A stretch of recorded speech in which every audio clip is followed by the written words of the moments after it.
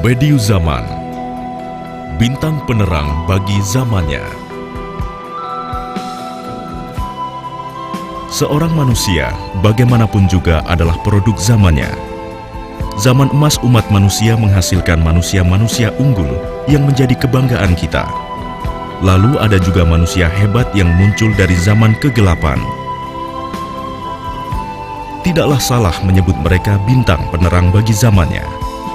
Bediüzzaman adalah bintang penerang seperti itu. Dia menerangi zamannya dan zaman-zaman mendatang. Cahaya Bediüzzaman bagi kita adalah sinar gemilang di langit gelap. Saat Socrates, Descartes, Weber, Farabi, dan Ghazali masih hidup, cahaya ilmu dan kebijakan bersinar dengan puncak kecemerlangannya. Namun Bediüzzaman adalah bintang yang sendirian. Sinarnya sangat terang dan semakin terasa benderang karena di malam yang gelap ini dia bersinar sendirian. Tidak ada bintang lain yang memandu jalan kita. Sekarang kita mesti keluar untuk memandang bintang sendirian yang bersinar benderang itu. Kita lihat bahwa di akhir hayatnya, dia bilang kepada mereka yang ingin mengunjunginya, "Bacalah Risalah Nur, dan di sana engkau akan menemukanku." Untuk kita, kalau ingin mengenalnya, kita harus memulai perjalanan melalui halaman demi halaman Risalah Nur ini. Pertama, kita buka halaman-halaman biografinya, dan di sana kita temukan Mullah Said.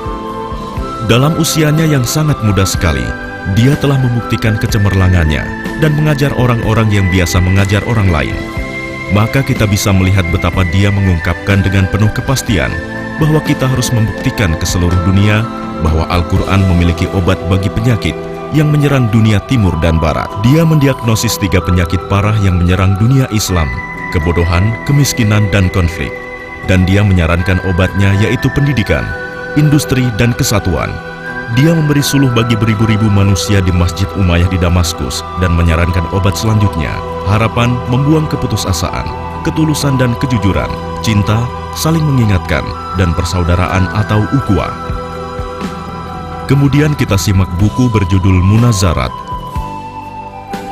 Di sini, dia mengajari suku di Anatolia Timur tentang kebebasan. Dia bilang, "Saya bisa hidup tanpa makanan, tetapi tidak bisa hidup tanpa kebebasan." Dia terangkan bahwa kediktatoran dan prasangka tidak punya tempat di dalam agama. Pada kesempatan lain dia berbagi roti dengan semut-semut untuk menghargai kerjasama mereka yang tak mengenal lelah dan republikanisme. Kita kembali ke biografi Bediüzzaman dan mengikutinya di Istanbul. Dia mempresentasikan proyek universitasnya di Anatolia Timur di Istana Sultan Abdul Hamid. Dia sedang menerangkan perlunya pengajaran bersama antara ilmu agama dan ilmu modern.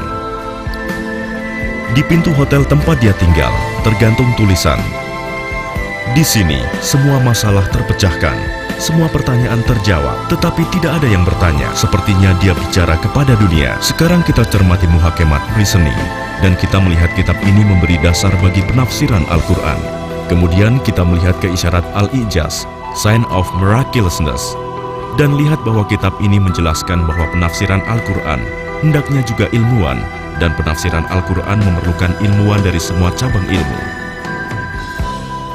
Karena kalau seorang saja, kita tidak bisa menjelaskan kandungan Al-Quran, maka tafsir Al-Quran harus ditulis oleh dewan ilmuwan, masing-masing spesialis dalam bidangnya. Isyarat Al-Ijaz membawa kita ke medan perang. Bediüzzaman sekarang memegang komando kekuatan milisia. Dia menyusun tafsir Al-Qur'annya saat berada di dalam kanal dan di atas punggung kuda sambil mempertahankan negaranya. Tanpa takut ledakan bom, dia siap mengorbankan diri tidak hanya sekali, tetapi ribuan kali untuk menemukan misteri tunggal Al-Qur'an. Lagi, biografinya memanggil kita. Dia dipenjara oleh Rusia, tetapi dia tidak terkalahkan. Tidak menyerah. Bukankah orang beriman lebih tinggi derajatnya daripada orang tidak beriman meski dia seorang narapidana? Apa yang bisa hilang dari orang yang telah menemukan Tuhannya? Dan apa yang bisa ditemukan orang yang telah kehilangan dia? Bediüzzaman kembali ke Istanbul. Dia menyaksikan runtuhnya Kesultanan Utsmani dan lahirnya Republik Turki. Dia menyaksikan juga bagaimana orang-orang yang tidak beriman menguasai Turki. Dia ingin mundur dalam kesunyian, tetapi patuh pada kehendak Tuhan. Dia dikirim ke pengasingan untuk menjelaskan secara rinci keajaiban Al-Quran. Biografinya memberitahu bahwa cerita lengkap tentangnya dapat ditemukan di dalam karyanya yang berjudul Zosler, Kumpulan Kata, yang menceritakan tentang hakikat keajaiban Al-Quran, dasar-dasar keimanan, perlunya berdoa. Di sana, Bediüzzaman kadang menggambarkan bagaimana alam raya berbicara sambil membuktikan keesaan ilahi. Kadang dia menjelaskan tentang musim sambil membuktikan kebangkitan orang-orang yang telah mati. Kadang dia membuka pintu dalam pikiran kita sambil membuktikan kenabian Muhammad SAW. Kemudian kita tahu apa yang akan dikatakannya tentang kemanusiaan di dalam surat-surat yang dia tulis untuk murid-muridnya di masa sekarang. Dia berbicara tentang semangat hidup bersama, cinta, dan pentingnya memelihara keimanan, membaca, belajar, dan kesabaran. Kita temukan Bediüzzaman di dalam halaman-halaman Mektubat, kumpulan surat, sambil mencari obat bagi penyakit lain. Dia mengusir kebimbangan untuk mempercayai hati seperti yang ditimbulkan zaman modern ini. Dia mengutip beratus-ratus bukti kenabian Muhammad SAW dan meyakinkan nalar dan hati. Dia berbicara tentang malaikat, jin, dan muslihat setan. Dia berbicara tentang Al-Quran dan memuaskan penalaran kita. Dia buktikan bahwa tiada Tuhan selain Allah.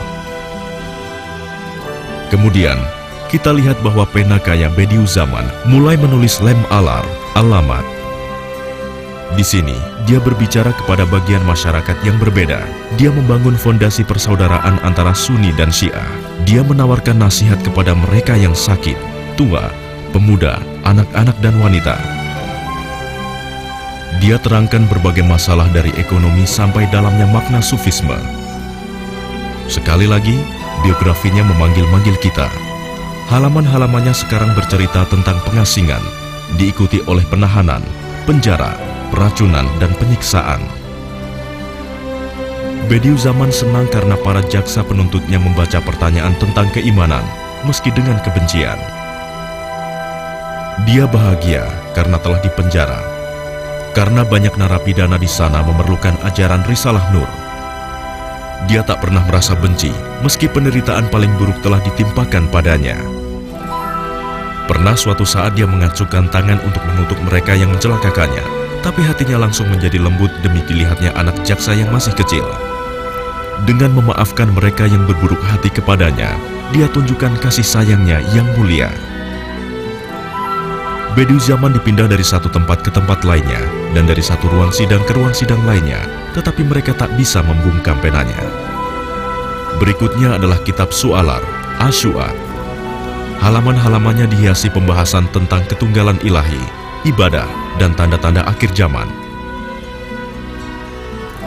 Kita lihat bahwa dia telah mengubah alam semesta menjadi buku yang hebat, dan dia membuat matahari, bulan, bintang, dan dunia berbicara kepada seorang musafir.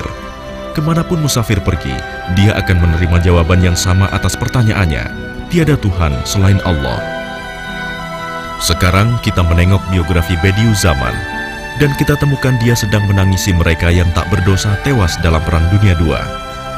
Dia tanggung derita dunia di atas deritanya sendiri, dan yang lebih lagi, dia menangisi orang-orang yang meninggal dalam kekafiran. Dia berteriak bahwa misinya adalah memberi pencerahan kepada seorang manusia, bukan seluruh Eropa, karena misinya adalah untuk menyelamatkan keimanan. Dia berkata bahkan dia ikhlas terbakar di dalam neraka untuk menyelamatkan keimanan umatnya. Kemudian dia berkata bahwa umat manusia telah terpecah menjadi umat yang berbeda-beda, sehingga mereka semua dapat hidup bersama dalam damai.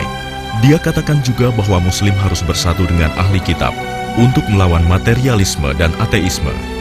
Saat menjelajahi halaman demi halaman Risalah Nur, kita menyaksikan kehebatan Bediüzzaman dan bertanya-tanya apakah orang lain telah mengenal kehebatan ini, dan kita memandang dunia luar. Di sana kita lihat bahwa sejak tahun 1960, karya-karyanya telah diterjemahkan ke dalam lebih dari 40 bahasa, termasuk bahasa Indonesia. Beratus-ratus buku telah ditulis tentang Risalah Nur. Beratus-ratus konferensi telah diadakan, dan beribu-ribu artikel telah ditulis untuk membahas kehebatan dan kehidupannya. Beberapa lembaga telah didirikan di Barat atas nama pemikir hebat ini. Kita senang karena bintang yang sendirian ini tidak luput dari perhatian dunia, dan kita akhiri perjalanan imajinasi kita. Karena kita hampir sampai di akhir perjalanan, ada sesuatu yang ingin kita katakan kepada Anda yang telah mengikuti perjalanan ini. Bediu Zaman adalah bintang terang, dan yang telah Anda lihat adalah undangan untuk memandangnya. Tetapi Anda akan menemukan kecemerlangan cahayanya jika Anda sendiri menjelajahi halaman demi halaman Risalah Nur.